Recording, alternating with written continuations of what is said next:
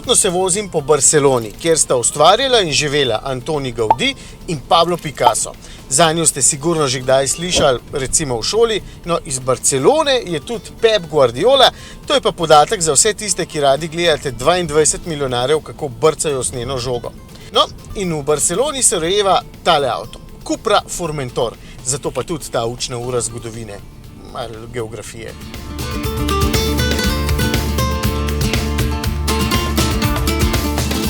Tole je prvi samostojni model znamke Cupra, zdaj je star 3 leta in zato je prišel čas za prenovo. Sicer je pa že takrat takoj postal prava prodajna uspešnica. To je podobno, kot če bi jaz odprl podjetje in čez 15 minut dobil nekaj milijonsko naročilo.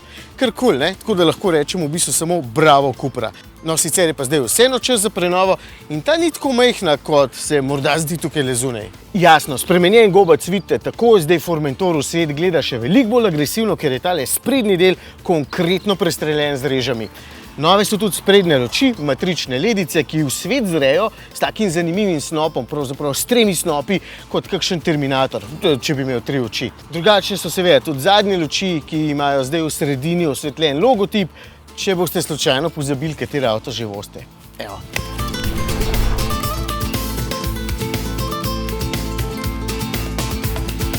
Znotraj je tudi kar nekaj novosti, pri Passatu sem že pokazal 13-palčni osrednji zaslon in takšnega ima zdaj tudi Formentor. Prav tako je spremenjen vmesnik, ki je v bistvu bolj prijeten in bolj logičen, to lahko potrdim kar takoj. In tile drsniki tukaj le spodaj za klimo so zdaj osvetljeni. Sicer bi sam raje imel klasična stikala, ampak tudi tukaj je viden manjši napredek. Spremenili so še ta del, kjer je zdaj površina zapolnjene telefona in to brezžično gre s 15 vati in materiali so nekoliko drugačni, nekateri so zdaj reciklirani, s tem se zadnje čase hvalijo skoraj vsi proizvajalci, ker na ta način ful skrbijo za okolje. No, pa zdaj si lahko umislite Sennheiser ozvočenje, ta znamka je meni od nekdaj všeč in lahko potrjujem, da tile kar dobro špirajo. Sem pa preveril še eno stvar in zdaj se ob izklopu sistema Lane Assist nehote ne spremeni še grafika merilnikov, to me je pred prenovo kar konkretno motil. Se vem, moja kaprica, ampak evo, še ena malenkost, ki so jo poštimali.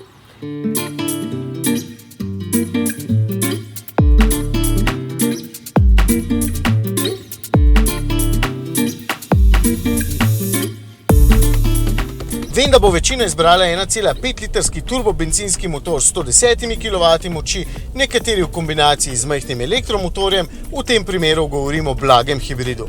No, pa nekateri tudi 2-litrski TDI motor z enako močjo. Enak bencinski motor lahko sodeluje še z velikim elektromotorjem in z baterijo, ki ima skoraj 20 kWh uporabne kapacitete, takšen priključni hibrid pa ponuja 204 kW moči oziroma 272 konjičkov. Takšnega vozim zdajle.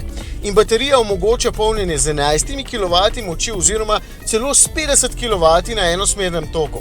Če boste malo vozniško previdni oziroma nežni, boste s takšnim priključnim hibridom zlahka 100 km prevozili samo na elektriko. In baterijo boste napolnili na 50 kW polnilnici v manj kot pol ure. Podatka, če prije tudi brutalni VZ5 s 2,5 litrskim 5-valnim turbobencinerjem še nimam, je pa že zdaj na voljo še 2-litrski turbobenziner, ki že nosi oznako VZ, samo brez tiste petice, no ta pa ponuja 265 konjičkov, če ima sprednji pogon, oziroma 333 štirikolesnim pogonom. Torej moči zdaj več kot pred prenovo. Slednji ima na voljo tudi pretvornik navora in s tem zadaj še zaporo diferencialna in boda precej dober sistem Drift Mode. Ne bom preizkusil, ker bi iz Španije rad prišel domov še v enem kosu. Ampak zaenkrat ne morem, ker vam moram pokazati še eno Cupro.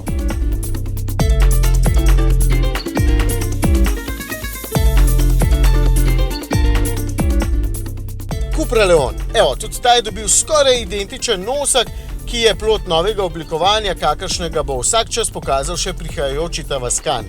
Čeprav se Formentor pelje nenavadno dobro za križanca, bi sam vseeno raje izbral kar Leon, lahko karavan oziroma sports tourer, če potrebujete več prostora. Je še za eno stopničko bolj udoben in bolj dinamičen, ker je tudi seveda malenkost nižji. No, tudi ta bo vsak čas na naših cestah in ima poleg nove zunanjosti še prenovljeno notranjost po vzoru Formentorja. Evo, grem še z njim en krog, potem pa na ogled mojstrovin Gaudija in Picassa.